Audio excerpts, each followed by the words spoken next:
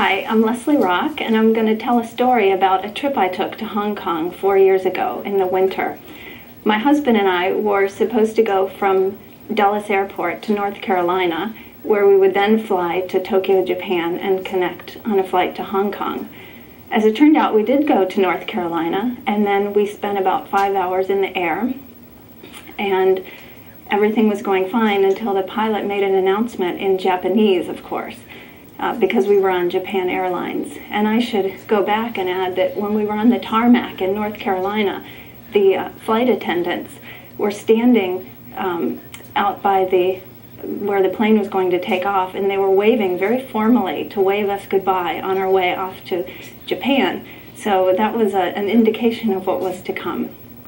We were about 1 hour outside of Anchorage, Alaska, to the west of Anchorage, and the pilot made an announcement that we would be turning around because of mechanical difficulties, and didn't elaborate on that really at all. And everyone seemed unusually calm on the plane. I couldn't believe it. I thought someone should be screaming, although I wasn't screaming. Someone should have been. So anyway, he turned the plane around, and we ended up landing in a cargo airport in Anchorage, which indicated that it was pretty serious, although none of us really knew it at the time. But as we were landing on the runway, on either side of where we were landing, there were about 100 ambulances and fire engines lined up all along the runway. And so then we started to get the feeling that it was pretty serious. And we ended up landing, and we got off of the plane and went into the airport, and through the window we could see that one of the engines, the right engine, was on fire. And of course none of us had known this the whole time, and several of the passengers immediately got out their cameras, and out of the window they started snapping pictures at the burning fuselage.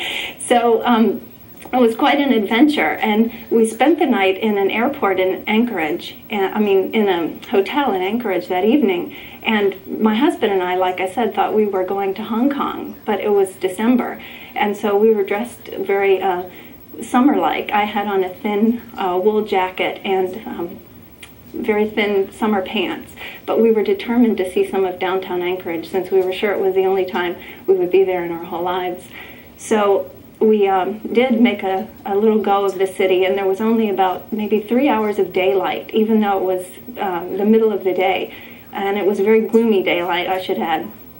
And the next morning we were to get back on a plane and head for Hong Kong as originally scheduled, and they put us back on the same plane. It was very perplexing, but it turned out they had replaced the engine overnight with another engine that had been flown in from Tokyo. So we all got back on the plane with much trepidation and flew to Hong Kong without event and landed the next day. So that's the story of my trip. The only trip I took to Asia, and I'm supposed to go this winter again, so I have some reservations, but we'll be brave.